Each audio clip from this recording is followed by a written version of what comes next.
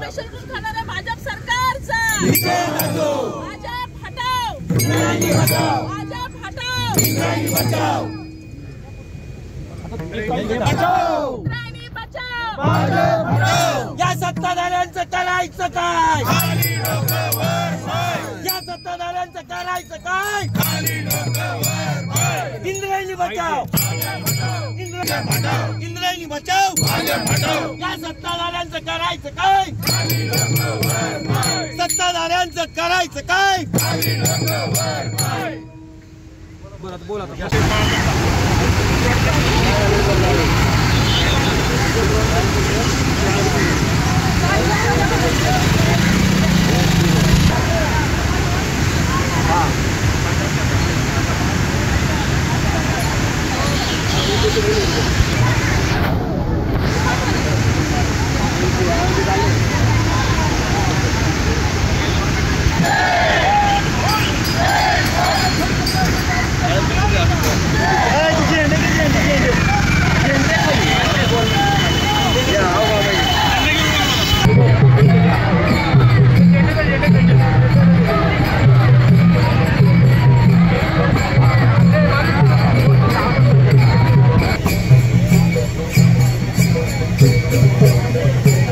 आपण बघितलं की आताच आपली वारी पुढे गेलेली आहे आणि गेल्या वर्षापासून ही इंद्रायणी अशी फेसळलेली आहे।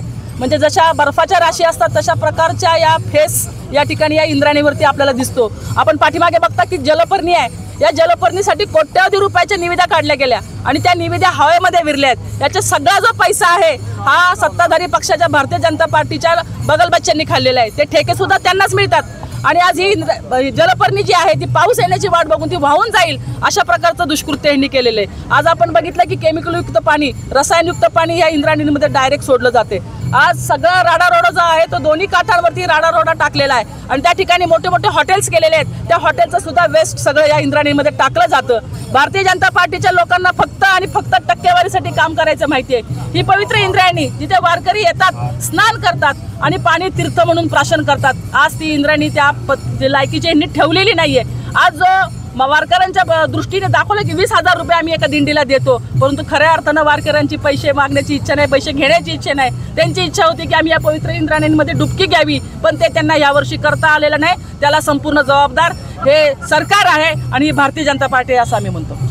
खरं तर 2014ला हे सरकार सत्तेमध्ये आलं आणि तेव्हापासून त्यांचा नदी सुधारवर फार मोठा जोर आहे।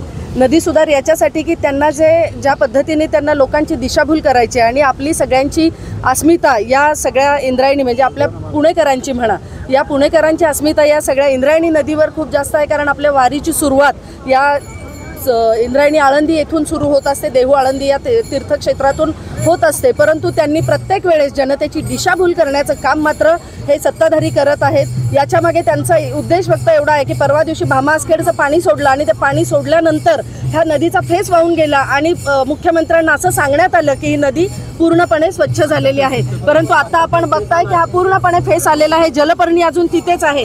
मग एवढ्या हजारो कोटींनी ज्या निविदा काढतात, हजारो कोटीची जे प्रोव्हिजन केली जाते, तर तो पैसा जातो कुठे? या पद्धतीने जर जनतेची दिशाभूल करणार असतील आणि वारंवार जनतेला वेठीस धरून जर मनमानी कारभार करणार असतील तर यापेक्षाही तीव्र आंदोलन येणाऱ्या काळात आम्ही छेडू।